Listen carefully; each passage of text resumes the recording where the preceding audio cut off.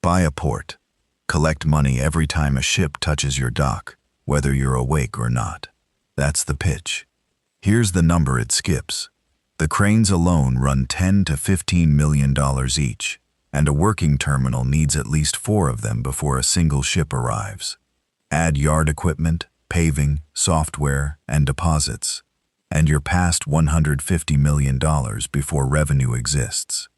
On the other side of that spending sits a business that, done well, nets about 3 cents on every dollar. Done badly, it disappears in a season. A company that once ran 98 ships and stranded $14 billion of cargo found that out in 2016. Here is what this actually costs. You don't buy a port. Nobody does. What you buy is a lease, a concession, usually 20 to 50 years, from a port authority that still owns the land and the water under it. The bid process alone can run into the millions before you sign anything.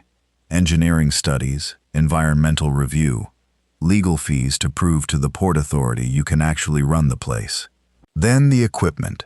Ship-to-shore cranes, the tall ones that reach out over the ship and lift containers straight off the deck, cost $10 to $15 million apiece, based on recent purchases at ports from Florida to Texas. A functioning terminal needs at least 4. That's $50 million before you've moved a single box.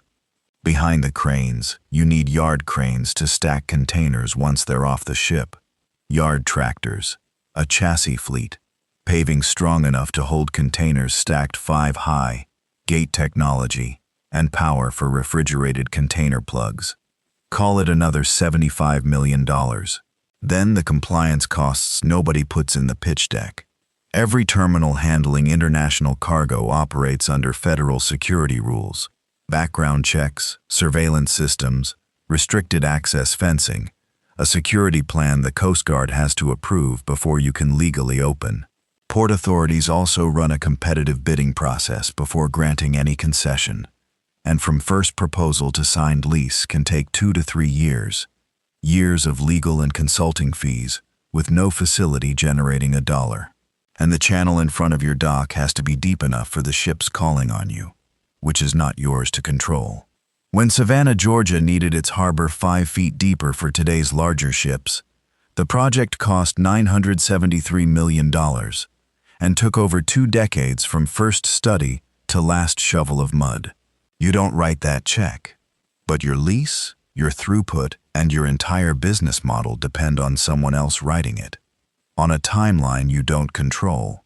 Add security bonds, permitting, and the working capital to make payroll before your first invoice clears, and the honest total for a mid-size independent terminal comes in north of $150 million.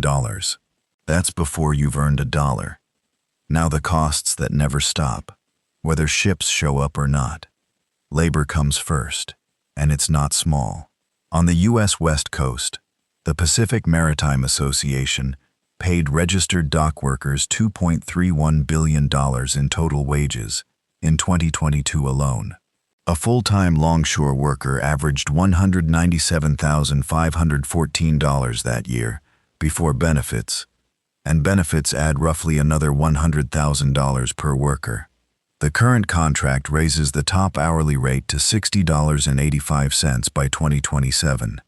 For a mid-sized terminal running multiple shifts, a realistic labor bill lands around $39 million a year. Next, the Port Authority. Your lease isn't free use of someone else's land. It comes with a minimum annual guarantee, plus a fee on every container that moves, whether that container makes you money or not. Call it $18 million a year. Equipment doesn't run itself. Cranes need scheduled maintenance, yard tractors need diesel, and reefer plugs draw power around the clock to keep refrigerated cargo cold. $9 million a year, conservatively. Insurance is its own category. Marine liability, cargo, property, and environmental coverage in case of a spill or fire. Call it $7 million a year. And remember that this line only moves in one direction, which we'll get to. Add $3 million a year in channel and berth maintenance assessments, Your contribution toward keeping the water in front of your own dock usable. $4 million in security compliance and terminal software. $5 million in administrative overhead. And $12 million in debt service on the equipment you just financed. Total before a single container generates revenue, $97 million a year. Here's how the money comes in. Terminals charge a handling fee for every container that crosses the dock. Real-world pricing data puts that fee anywhere from around $100 at the most efficient ports on Earth to $400 or $500 at a typical U.S. port, depending on the container and the service. After the Port Authority takes its cut, a realistic number an independent terminal actually keeps is around $200 per container. Now the volume. A genuinely mid-sized terminal, not the giants, a real independent operation, might move 500,000 containers a year. Multiply it out. 500,000 times $200 is $100 million in annual revenue. Subtract the $97 million in annual operating costs from Section 2. $3 million is what's left. On $100 million of revenue, sitting on top of a $150 million investment, that's a 3% margin, thinner than a grocery store's. And that's pre-tax, assuming the Port Authority's cut, the labor contract, and every lease term landed exactly as modeled. That 3% assumes a clean year. Full volume, no accidents, no lawsuits. It almost never stays that clean, and the thing most likely to break it first isn't inside your terminal at all. The variable that does the most damage sits entirely outside your control.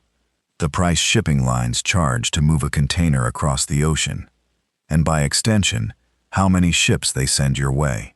In 2019, the average cost to ship a standard 40-foot container, tracked by the Drewry World Container Index, was $1,420. In September 2021, during pandemic-driven demand, that same index hit $10,377, a spike of more than 600% in under 2 years. Every port and terminal in the world got busier, and it looked like the good times were permanent. They weren't. As shipping lines raced to order new vessels to cash in on those rates, that new capacity hit the water just as pandemic-era demand cooled. Rates collapsed roughly 79% from that September 2021 peak within about 2 years, and carriers responded the way they always do, canceling sailings, skipping smaller ports, consolidating calls onto fewer, bigger ships. Here's why that matters to you specifically. Your handling fee per container might barely move. What moves is the number of ships that show up at all. A terminal built and staffed for 500,000 containers a year can watch that volume swing by a third in either direction, based on a rate cycle set in boardrooms in Copenhagen and Geneva, for reasons that have nothing to do with how well you run your gate. And the cycle didn't stop there.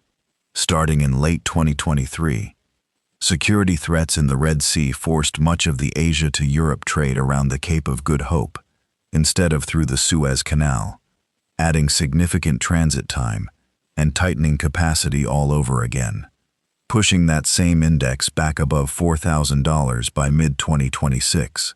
This isn't a shock you plan around once and move past. For this industry, it's the normal operating weather. Now picture a company built for exactly this kind of swing and surviving it for 4 decades, until it didn't.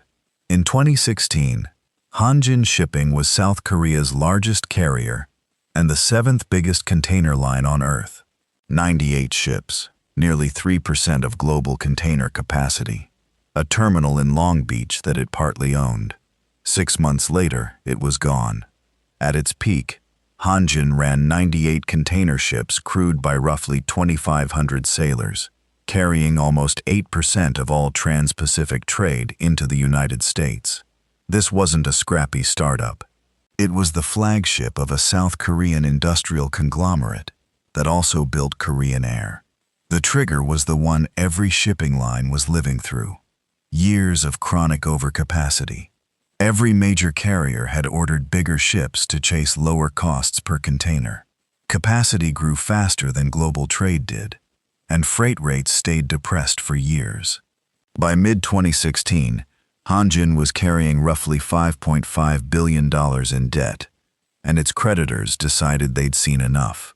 On August 31, 2016, Hanjin filed for receivership in a Seoul court. The spiral was immediate. Ports around the world, the same ports that had welcomed Hanjin ships for decades, turned them away, afraid they wouldn't be paid for docking, fuel, or unloading. Within days, dozens of vessels were stranded at sea or under arrest in multiple countries.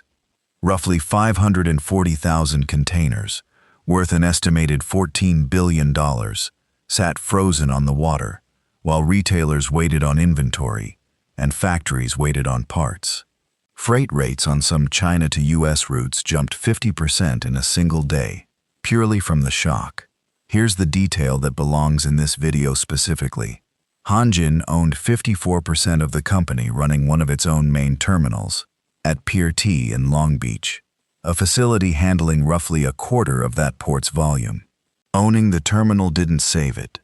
That terminal's biggest customer was Hanjin itself, and when Hanjin couldn't pay, the terminal's volume fell by half, and it posted a $37 million loss for the year.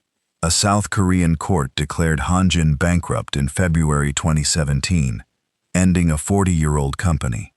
Its Long Beach stake was sold off for a combined value of roughly $133 million, a fraction of what it once represented. This wasn't bad management in the way that phrase usually gets used. Hanjin's own chairman later called it a game of brinkmanship, that every major carrier was playing at once. This was industry structure. An entire sector had spent a decade building more ships than the world needed, and the company with the least room to absorb the losses went first. Now, a cost that shows up on no projection anyone hands you before you sign the lease. Cranes fail. Not often, but when a ship-to-shore crane goes down mid-operation, a motor burns out, a boom sustains structural damage, a part has to ship from overseas, the terminal doesn't just lose the use of a $15 million machine. Using standard industry throughput assumptions, roughly $75 per container move, 30 moves an hour, around-the-clock operation, one idle crane costs a terminal about $35,000 a day in lost capacity. That's not repair cost. That's just the moves that don't happen. Walk through what that does to one real transaction. A single vessel call, say, a ship carrying 3,000 containers at your $200 handling rate, is worth $600,000 to you on paper. Most terminal service contracts include a productivity clause, a guaranteed number of container moves per hour, with financial penalties if you fall short and delay the ship's departure. Lose one of your 4 cranes for even 3 days mid-call, and between the lost throughput and the delay penalty, that $600,000 vessel call can turn into a loss before the ship clears the breakwater. On paper, cargo handling is one of the highest margin lines in this business. In practice, it's one bad bearing away from negative. There's a cost on this stack growing faster than every other line combined. And it isn't labor and it isn't fuel. It's insurance. Specifically, the part of your bill tied to the size of the ships calling on you, which you don't control and can't opt out of. Container ships have grown enormously over the past 2 decades, and insurers have been tracking what that growth does to claims.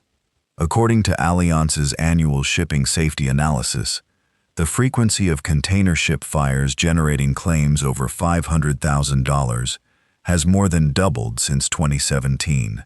Fires alone accounted for 18% of the total value of marine insurance claims in the period ending in 2021, up from 13% just a few years earlier. The scale of a single bad event has grown just as fast. Insurers now estimate that one serious incident on a large vessel, a fire, a grounding, can cost up to $1 billion once salvage and environmental cleanup are included. A collision between 2 of today's largest ships, in the wrong location, could run past $4 billion. You've already seen a small version of this. In 2021, a single ship blocking the Suez Canal for about a week triggered a compensation claim of roughly $600 million against its insurers. None of that liability sits neatly with the shipping line. Cargo fires, chemical spills, and salvage operations routinely happen at or near the terminal, and terminal operators carry their own layer of environmental and property liability for exactly that reason. Premiums for that coverage have been rising for years, tracking the claims. This is the one line on the entire cost stack that doesn't scale down in a bad year. It can erase every year of profit you've ever made in a single afternoon. Some of this gets easier with size. Spread $50 million of crane cost across more containers, and the cost per box drops. Bigger terminals get better financing rates, longer contracts with carriers, and enough leverage to negotiate real minimum volume guarantees instead of just hoping ships show up. But other things get strictly harder. Bigger terminals attract bigger ships, and bigger ships need deeper channels, which means your business now depends on federal dredging budgets and multi-decade infrastructure projects you have zero say over. Bigger terminals concentrate more value in fewer port calls, which means the billion-dollar casualty risk from the last section gets bigger too, not smaller. And bigger terminals need steadier, larger volume commitments to justify their size, which increasingly means becoming a captive terminal for one carrier or alliance, rather than an independent business serving many. That last point isn't theoretical. As of 2026, shipping alliances plus the single largest independent carrier control roughly 82% of global container shipping capacity between them, up sharply from a far more fragmented industry a generation ago. At a certain size, you stop running an independent terminal and start running an appendage of somebody else's shipping network. It's a completely different business, with somebody else making the decisions that matter. Two versions of the same year. Optimistic, full volume, 500,000 containers. Full rate, $200 retained per container, after the port authorities cut. No lawsuits, no major equipment failures.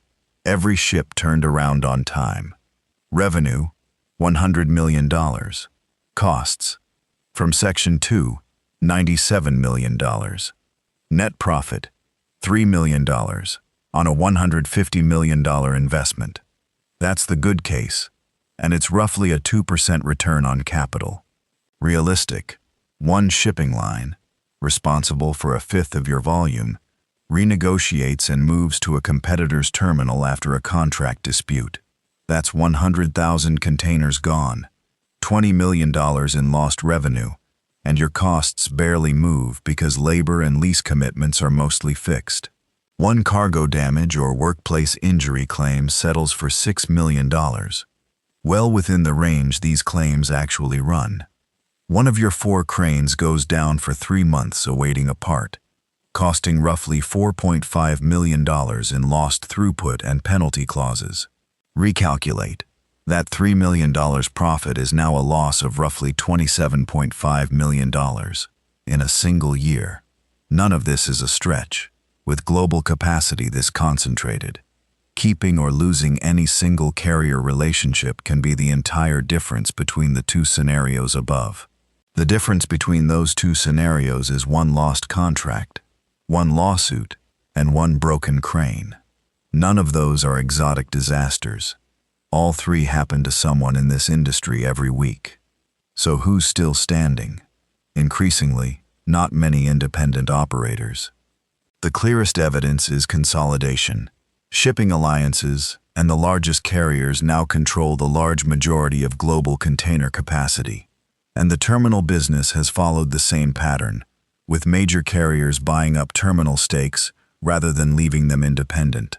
The primary cause of failure in this industry is almost never what the postmortems call bad management. It's structural. Too much fixed cost, too much debt, and too much revenue concentrated in too few customers. Exactly the trap that caught Hanjin's own terminal in Long Beach. That single pattern, one operator, one dominant customer, sits behind more terminal financial distress than any storm, strike, or recession. The operators who last tend to share 5 habits, and none of them are inspiring. First, no single carrier accounts for more than a small share of total volume, the direct lesson of watching a terminal get dragged down by its own majority owner. Second, debt-sized to survive a real volume swing, not the optimistic case, built to withstand the 20% contract loss from the realistic scenario, not just the good year. Third, equipment replacement reserves funded before any profit distribution, so a crane failure is a line item, not an emergency. Fourth, insurance sized for the billion-dollar tail event, not the average year, because the average year was never the actual risk. Fifth, cargo and trade lane diversification, so one collapsing freight rate cycle on one route doesn't sink the whole facility. None of these is a strategy for growth. All 5 are a strategy for still existing in 10 years, which, in this industry, is the harder achievement. So, buy a port. Collect money every time a ship touches your dock. That pitch is real, for about 3 cents of every dollar that crosses it, sitting on top of $150 million of risk you don't control. The port doesn't get paid when a ship arrives. It gets paid if it survives long enough for the next one to. If breakdowns like this are useful, subscribe.